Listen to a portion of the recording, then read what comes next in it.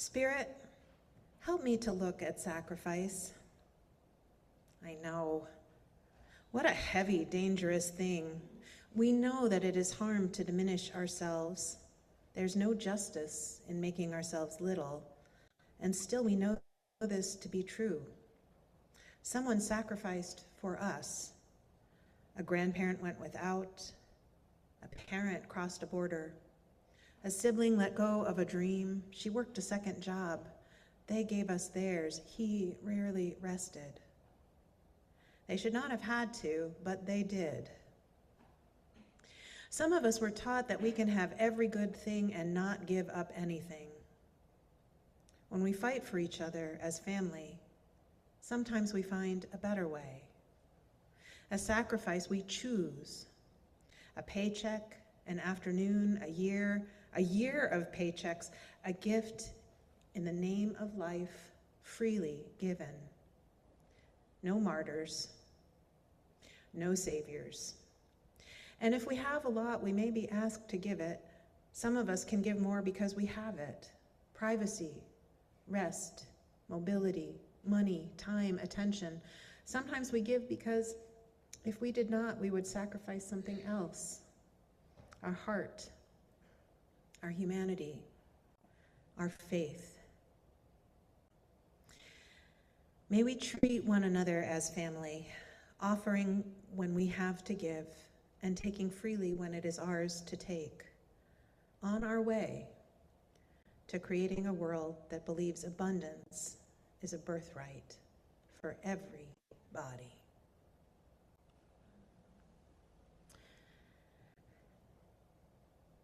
It might not come as a tremendous surprise, but there are folks who disagree with the origin story that I shared with you this morning about Memorial Day.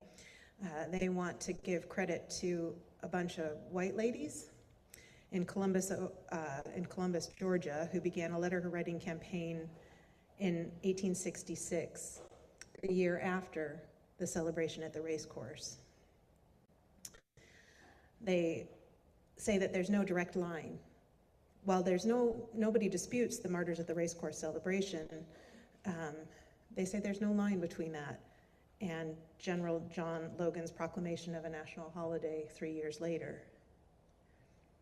So, whether the tradition was started by freed slaves and appropriated by white women, or whether the white women came up with the idea entirely on their own, but I have my suspicions. In any event, when we are talking about sacrifice, the truth is that the deaths of active duty service members are only the tip of the iceberg when it comes to the cost of war. We could talk about civilian casualties, environment, loss of livelihood, or even just the absolutely insane percentage of our tax dollars that go to feeding the military-industrial complex. Those dollars that could otherwise be put to different, in my opinion, much better use. I think we should also name, though, the physical, emotional, and spiritual cost to the service members who survive. My brother, William, spent over a year on active duty with the Army Reserves in Iraq. He came home with PTSD, asthma, diabetes, arthritis in his neck and shoulders so severe that he can't function. He's now been declared eligible for full disability at the age of 44. When I think about what his life could have been, what he could have accomplished if his body and his heart hadn't been broken by his wartime experiences, that sacrifice seems way too high. And then there's my fresh air brother, Vardell, who never saw active duty. He still sacrificed his well-being. Now, fresh air brother, Vardell was born in New York City, but he traveled to stay with us each year from the time he was 7 until he graduated from high school, every summer and every Christmas, to where we lived in New Hampshire. So he's basically my brother, just a part-time brother. So Vardell was actually, he joined the Navy, and he was chosen to be part of the honor guard at Arlington National Cemetery. This is a big deal. You have to meet rigorous physical standards. You have to have a 32-inch waist. You have to be between 5'11" and 6'1". You have to be able to perfectly calibrate and time every movement. Now, bodies aren't really made to move with that kind of precision. And in his years of service, he walked hundreds, if not thousands, of coffins home to their final resting place. So he too sacrificed his physical and emotional well-being and is applying for disability at the ripe old age of 45. In addition to the emotional and physical toll, so many of our soldiers who make it home struggle with survivor guilt, moral injury. On the one hand, I think this demonstrates something important for us to remember about human nature. The longing for peace and the recognition that violence is morally wrong runs deep in all of us and may even be inherent in who we are. On the other hand, rates of domestic violence, depression, addiction, homelessness, and suicide are sky high in veteran populations. So we, meaning our nation, sacrifice quite a lot when it comes to meeting our so-called military objectives. It's necessary to consider the other part of the equation, though. What do we gain as a consequence, as a result of these sacrifices? And put quite simply, is it? Question may be simple, but the answer isn't. Liberation of the concentration camps during World War II, and I think, maybe we should have sent our troops out earlier. The United States sacrificed more than 400,000 lives, which is not a small thing, but they turned the tide in the effort to defeat fascism, and 11 million people died in those concentration camps. On the other hand, some of our more recent military engagements seem to have done more harm than good. I'll never forget my brother saying shortly before he shipped out, "I knew when I signed up that I was putting my life on the line. I just never thought I'd be expected to do it for the sake of Halliburton's bottom line." Now, to be clear, I'm not a foreign policy expert, and I want to acknowledge that these decisions are complicated, incredibly difficult to make, and no one has the benefit of hindsight. Except, when it's over, we should be evaluating and assessing and learning and thinking about, were the sacrifices worth it? We should be telling the truth, both about the costs and about the results of our actions.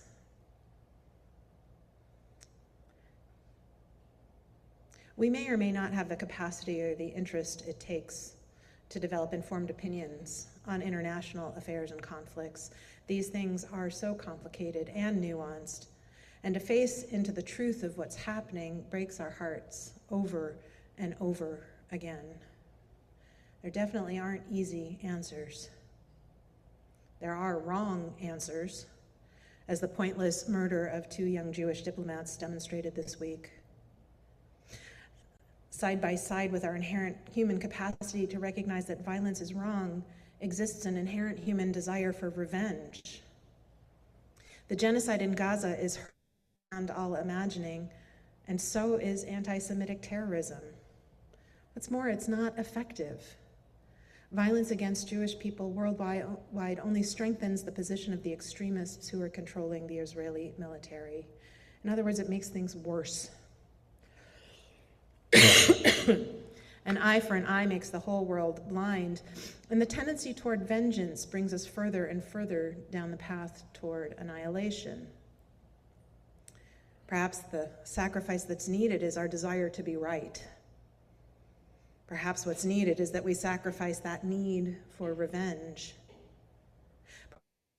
Perhaps we'll accept the sacrifice of those who have already died and move through the pain and the rage that comes from loss.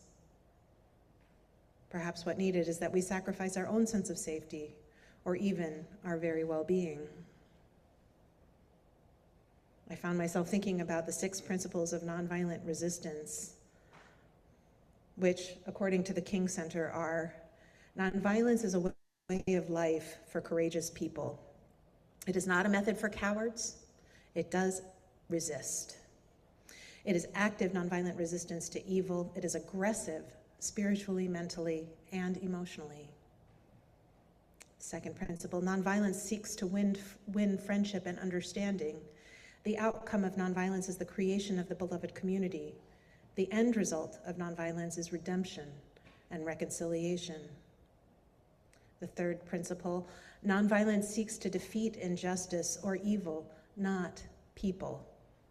Nonviolence recognizes that evildoers are also victims and are not evil people. The nonviolent resistor seeks to defeat evil, not persons victimized by evil.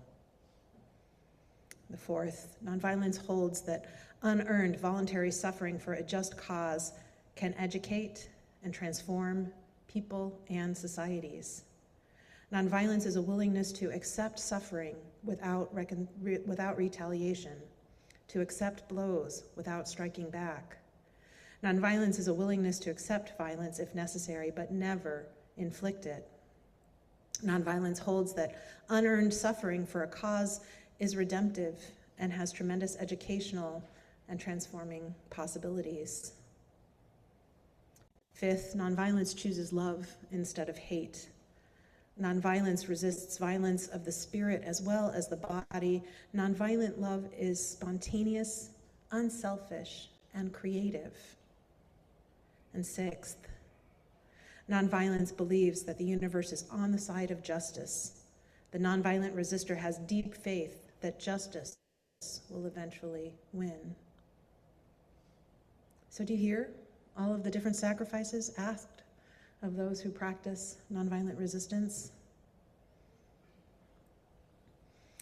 Now, all this theoretical stuff is fun to think about, and we do have choices and agency. Our actions can and do make a difference. But this dynamic, the need to reflect on what we are sacrificing and what we are sacrificing it for, actually plays out in every level of our lives. Practicing honorable, healthy sacrifice in our personal lives is what develops the muscles that we need to scale up our calculus.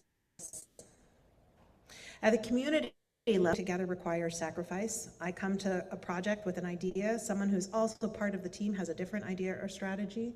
Am I willing to let go of mine? Letting go means loss of control. It's sacrifice. And sometimes the ego takes a hit. We offer up our time and energy to different causes on a daily basis. We have to choose what is worth it to us and how much we're willing to give. When we get it wrong, we suffer the consequences. I love my job, but when I first started in the ministry, I got it wrong more often than I got it right. I was overworking and I had to pull back. First, I realized I was sacrificing my kids' well-being, so I started to set better boundaries around their needs. Then I realized I was sacrificing my physical health, so I had to set boundaries around my need for self-care. And then the pandemic came along and taught me to set even stronger boundaries so that I was prioritizing preserving my emotional and spiritual health as well. I actually think about sacrifice every day when I figure out how much time to spend following the news. I want to be informed, but there's a point of diminishing returns where I'm sacrificing my peace of mind by trying to comprehend each and every thing. And if I sacrifice my peace of mind, I'm not doing anyone any good. And I'm not sacrificing it for any good reason. I also think about sacrifice with relation to privilege. All of us in this room have some level of privilege, and we know intellectually that creating a more just society means sacrificing some of that privileged status. We might need to change our habits, sacrifice activities that bring us pleasure, but have an out of proportion negative impact on others or the planet. We might need to sacrifice our place at the center of a discussion to make room for diverse voices. We might need to sacrifice our comfort in order to shift cultural norms in a direction that's more welcoming and supportive to people who have different backgrounds or experiences. The discipline in discerning the appropriate level of sacrifice in our personal lives is exactly the same as it is when we think about sacrifices made in war. We have to be willing to tell the truth about what we're losing and about what we hope to gain.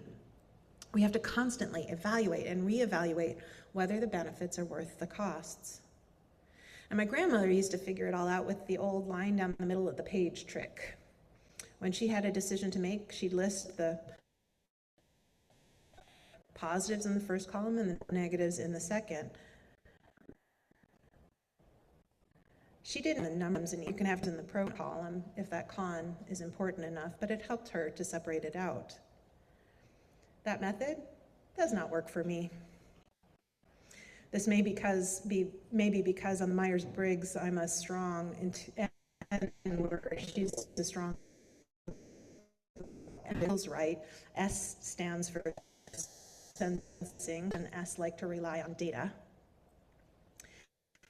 My favorite technique for making a decision is to imagine I've already made it. See how it feels in my body, joy or the relief to the necessary shift, and it gives me a good sense of both the costs and the benefits. Then I imagine I made the other decision, and I go through the whole process again. In all of this, I find the best compass is to pay attention to joy. There's a sense of rightness or lightness or freedom that I experience when I'm on the optimal path for me. It's important to name that the right path isn't always the easy path. There's loss and grief and anger and challenge to move through whatever we decide. But when I take a wrong turn, for whatever reason, somehow I can tell, which is why learning from mistakes, accepting proper accountability, and making course corrections are such an important part of being human. John Wesley famously said that we should do all the good we can for all the people we can for as long as ever we can. But that starts with doing good for ourselves. It starts with honoring our own limits and learning where our edges are. No one performs well when they're overextended. Glorifying sacrifice for the sake of sacrifice, that almost always leads us down the wrong path. Sacrifice is an unavoidable part of life, though. It's a necessary part of being human. We have to hold that tension and live in that paradoxical space. So the invitation I'm offering today is to embrace a practice of mindful sacrifice. Be honest with yourself about the cost of your actions to you and to others. Be honest about the consequences. Be honest about the hopes, what you're trying to gain, and then choose wisely. Find that space where the sacrifices you choose to make are healthy and in alignment with your deepest values. In all of this, remember to let love be the North Star. Keep love at the center always. Love for self, love for others, love for Earth, love for all. So be it, and so may it be. I invite you to rise now in body or spirit and sing with me number 131, Love Will Guide Us.